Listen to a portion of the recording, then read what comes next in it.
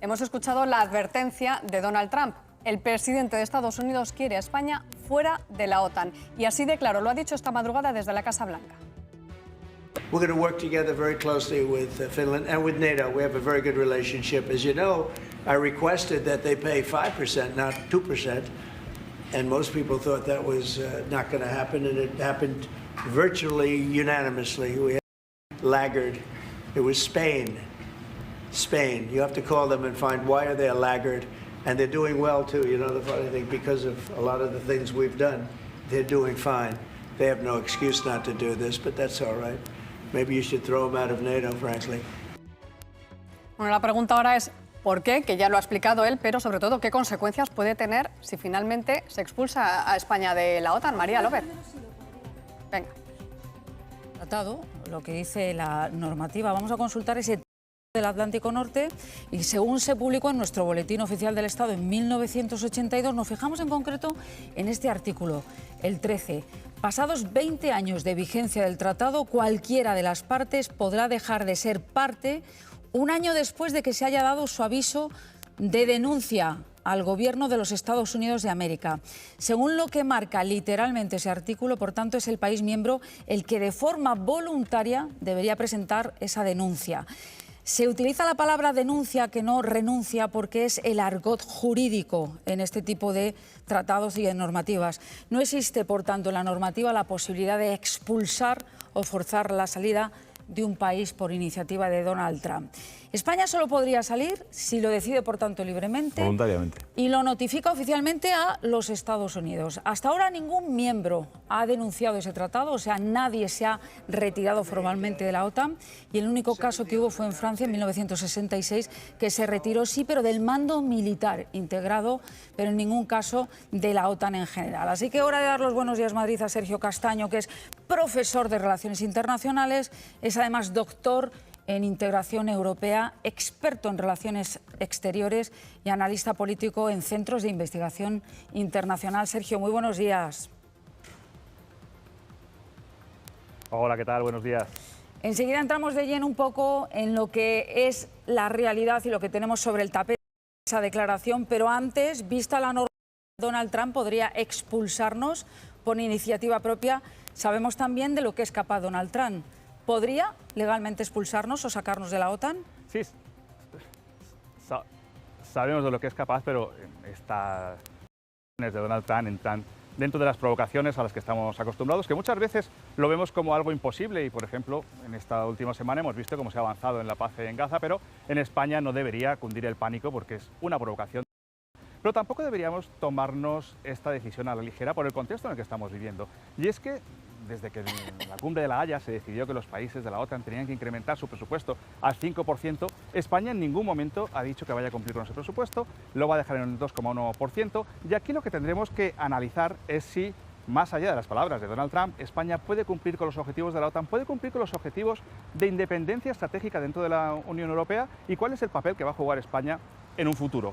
Porque ese 2,1% hoy en día es en el contexto en el que estamos, y aquí vemos la contradicción que puede haber entre el estado de bienestar, que es lo que argumenta el gobierno para no incrementar el gasto en defensa, y la seguridad. Pero podría haber estado de bienestar sin seguridad. Estamos viendo lo que pasa en Ucrania, lo que pasa en Gaza, ciudades destruidas. Lógicamente no hay posibilidad de estado de bienestar si las ciudades se destruyen y si no podemos tener un marco de convivencia pacífico. Sergio, yo no sé cómo habrán reaccionado nuestros madrileños al despertar hoy y poner, o si no, Telemadrid, alguna emisora de radio, o pues indagar en las webs, en los diarios internautas. Pero la verdad que asusta un poco, asusta que el presidente de la primera potencia del mundo pues haga esta amenaza. A nosotros siempre de pequeños nos han dicho no muerdas la mano que te da de comer.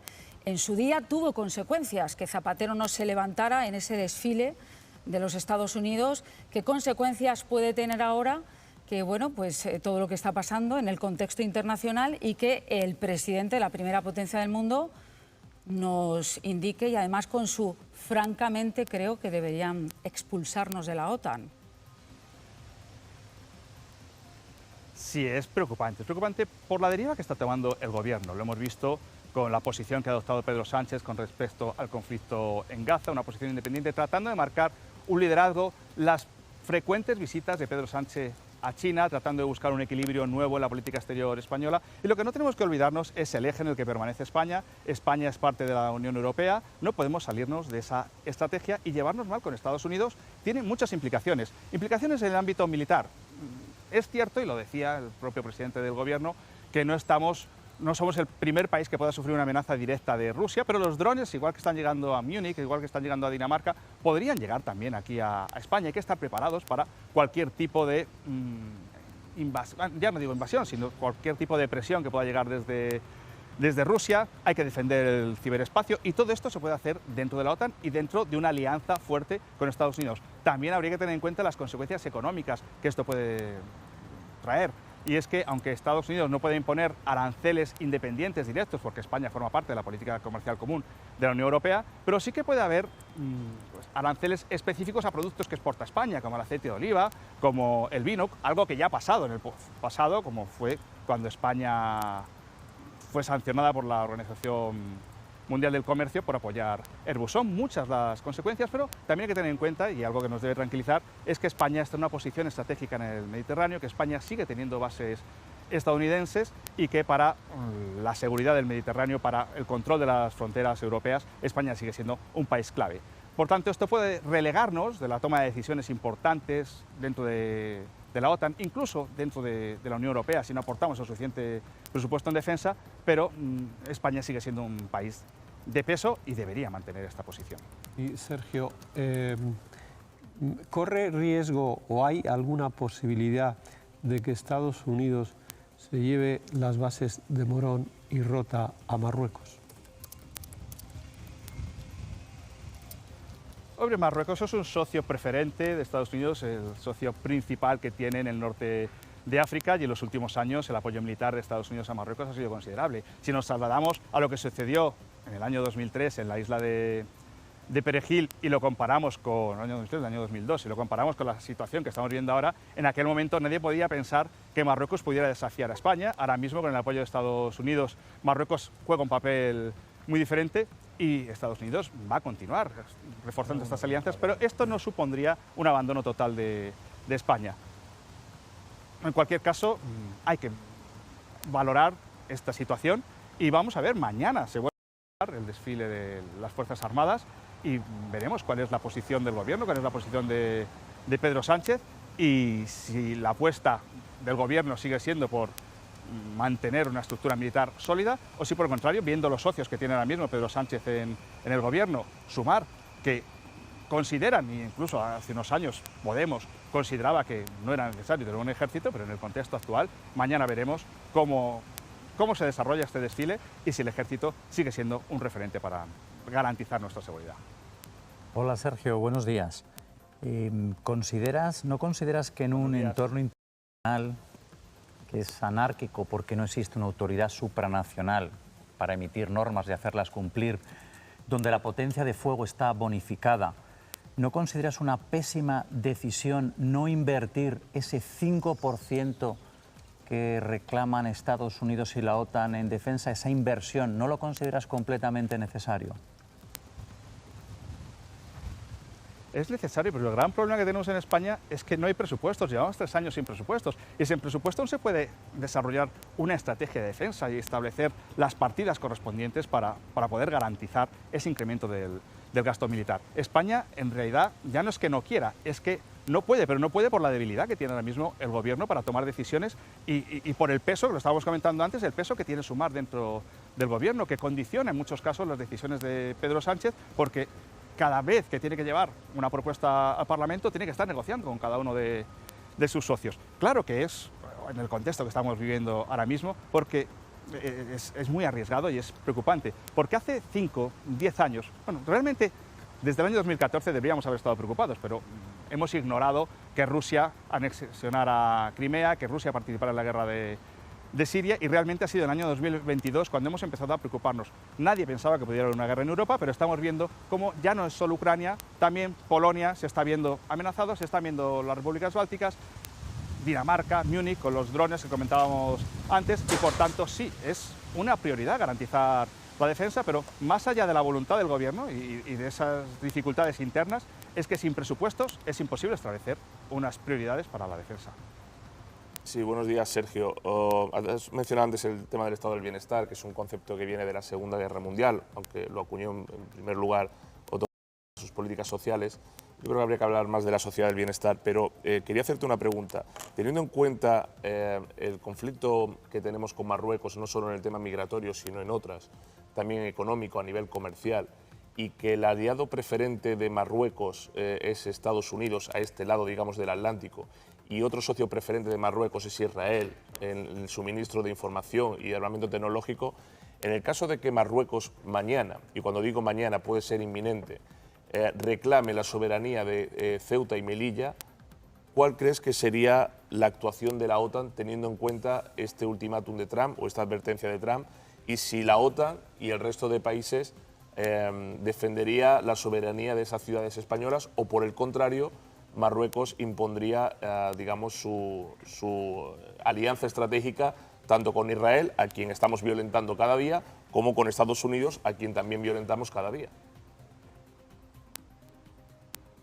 Es verdad que Marruecos se está haciendo muy fuerte y comentábamos la diferencia de hace 22, 23 años a la realidad actual, pero el caso de Ceuta y Melilla es muy particular. Lo primero, porque aunque la gran mayoría de los ciudadanos, o bueno, prácticamente el 50% de los ciudadanos de Ceuta y Melilla son de origen marroquí, pero ellos quieren ser, o al menos pertenecer a España, pertenecer a la Unión Europea por la posibilidad que les da, no solo de vivir en Ceuta y Melilla, sino de moverse por toda la Unión Europea, y aquí entraríamos en algo que va más allá de la OTAN, que va más allá de Estados Unidos. También a la Unión Europea le interesa que Ceuta y Melilla sean territorio de la Unión Europea, y no creo que Marruecos tenga peso suficiente como para que la comunidad internacional apoyara que Ceuta y Melilla se convirtieran en ciudades marroquíes. Marruecos sigue presionando y lo lleva haciendo desde siempre, prácticamente reclamando estos dos territorios, pero hoy en día todavía la posición de España dentro de estos dos enclaves estratégicos en el Mediterráneo, en el norte de África, sigue siendo fuerte, pero es cierto, ¿no?, que cada vez hay menos presencia de personas de origen peninsular, que es como los llaman ahí en Ceuta y Melilla.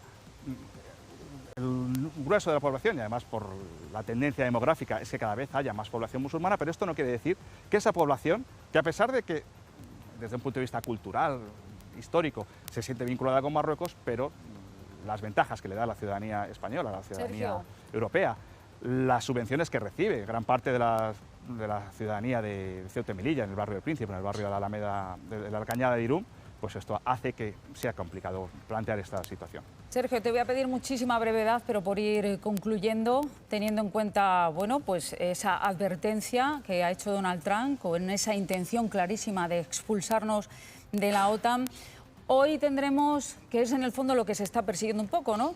Hoy tendremos una España de nuevo dividida. Habrá gente que diga, ¡guau, qué tío este presidente Sánchez que ha conseguido enfrentarse a Donald Trump! Y habrá otros que estén temerosos de pues, que el principal presidente de la primera potencia del mundo... Entonces la pregunta es clara, ¿estamos hoy más inseguros que hace unas horas? Bueno, la política exterior de España al final tiene unas implicaciones en la política doméstica. Vemos muchas veces la política exterior como una tensión permanente entre izquierda y derecha. Lo hemos visto con las manifestaciones de Palestina, cómo la izquierda se arrogaba el liderazgo de estas manifestaciones, y ahora vamos a ver algo similar. Ayer veíamos al ministro Álvarez diciendo que España va a jugar un papel clave en el proceso de paz en Gaza. España al final no va a ser un actor tan relevante como considera ni el presidente del gobierno ni Álvarez, y en este caso pues igual vamos a ver tensiones políticas, la oposición criticando al gobierno por la posición que se está adoptando con Sergio, respecto. La pregunta era directa y a clara. la OTAN Te pido que resumas. ¿Estamos más inseguros hoy que hace unas horas? No es que estemos más inseguros, la estructura de la OTAN sigue existiendo, pero sí que nos debemos preocupar porque el apoyo de Estados Unidos es determinante para garantizar nuestra defensa. Y precisamente salgo ahora mismo de una conferencia de la secretaria del Servicio de Acción Exterior de la OTAN y dice que Europa por sí sola no es capaz de garantizar su defensa, aunque vamos a avanzar, pero hoy en día la Unión Europea no tiene esa capacidad para garantizar la defensa. Muchísimas gracias, Sergio, por habernos atendido. Y gracias sobre todo porque te hemos sacado literalmente, efectivamente, de esa conferencia. Gracias por darnos luz en este sentido y saludos y buenos días. Gracias, gracias a Sergio, un auténtico experto en por esta cierto, materia. que el Esta desfile es semana, el por 12, cierto, el el domingo. Consejo de Gobierno de la Comunidad de Madrid